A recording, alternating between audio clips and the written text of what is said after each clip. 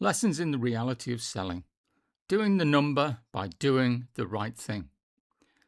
UK early 1990s. I was a sales support business consultant for the northern region of a leading mid-range ERP software company. We had offices in Manchester and Leeds, so I spent a lot of my life on the M62 Trans-Pennine motorway, across the hills, in all weather conditions. I was often glad to make it home. Small and medium-sized manufacturing companies were the powerhouse of the economy then. It was a very competitive, fast-moving market. I was involved both in new customer bids and helping establish ones, anywhere in the north. In addition to identifying what business solutions would add value, I was also accountable for sizing the hardware to support them. There are a range of models and technical configurations, from low-end, let's call it Model 10, to a high-end 80. Each had varying capacity and capability characteristics. We used volumetrics the client provided, experience, tools, and a touch of magic to create the right configuration. I remember one new business bid in particular. It influenced my life. It was strategically important new business for the region, highly competitive with BPIX and Barn. I ran the volumetrics they've given us. It blew the top on a largest 80 possible. That can't be, I thought. So I tried again, asking clarification questions and double-checking everything. Same result. The bid was that important that it was being run directly by our regional managing director. Let's call him Tom. He was a massively experienced sales guy and, as the regions ran as separate P&Ls, head of one of the most successful companies in the group. I raised my sizing concerns with him. The volumes they've given us for their immediate needs blow the top of an 80, I said. Tom looked at me and smiled faintly. Interesting, but no way are they that big, he replied.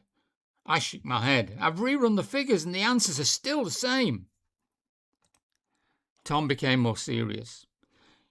Company size, market, turnover, product mix, and up their budget all say top end 35 to me. I was stunned. The volumes are massively over that. We all have an expensive disaster on our hands. It's a recipe for a bad customer, I whined. We should qualify out and walk away. Okay, so at that point I'd never sold for a living. I saw things in black and white and was cynical about the motivations of professional salespeople. Looking back now, I still cringe about how green I was. Tom looked at me, tilted his head slightly and sort of squinted through one closed eye.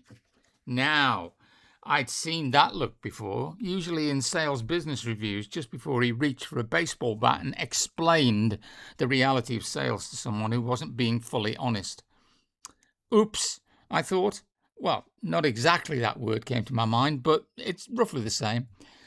Tom fixed me with that famous stare and spoke.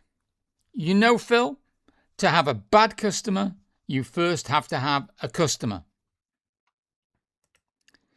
Integrity builds trust. Trust builds success. They say that integrity is doing the right thing even when no one is looking.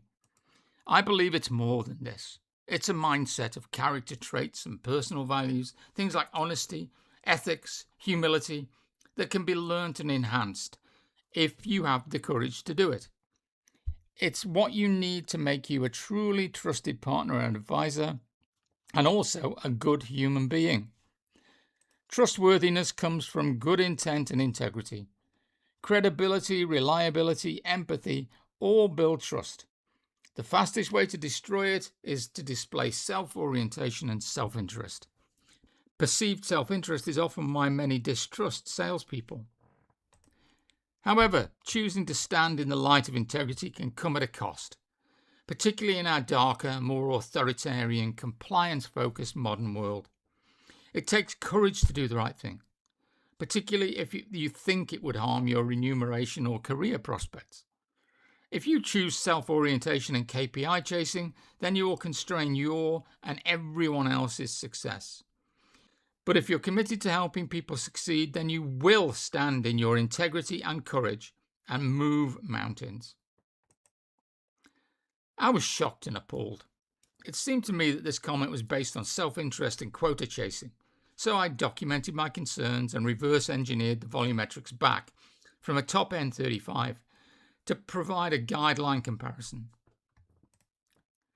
Tom quoted a 35, won the deal, and the machine handled the real workload admirably until their business grew out of it 2 years later. The customer was really happy. Tom was right. Or was he? I was wrong. Or was I? I've thought about what he said ever since. It took me a long while to square the circle. At the time, it sounded like Tom was proposing deception, false selling, misleading the customer to meet a quota. At a minimum, it seemed arrogant. He knew better than the customer what they needed. But I didn't see the full context, and I let my preconceptions about sales colour my thinking. Tom did tell the customer of the concerns before the deal. He was open and honest about his views. He wrote some additional safeguards into the contract. He let the customer decide based on full visibility. Looking back now, I think I understand what he really meant. Even though it didn't sound like it to me at the time, it was a clarion call for what we would call customer success now. It wasn't about self-orientation. He actually did the right thing for the customer.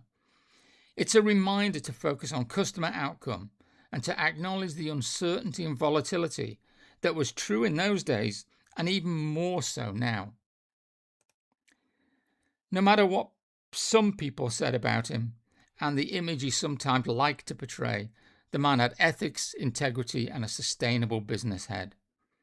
Though he's no longer with us, I still thank him for the lessons he taught me. The experience has flavoured all my work since.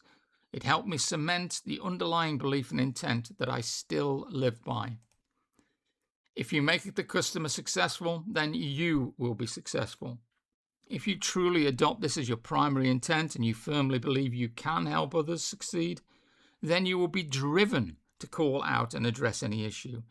Do what's necessary, yet always do the right thing. And trust and integrity are the key foundations to help ensure that you do. I've spent 25 plus years honing practical and pragmatic approaches for developing and growing a success mindset in people. Contact me to discuss how. I'm here to help, and I'm always open to thoughts and opinions. Talk to you soon.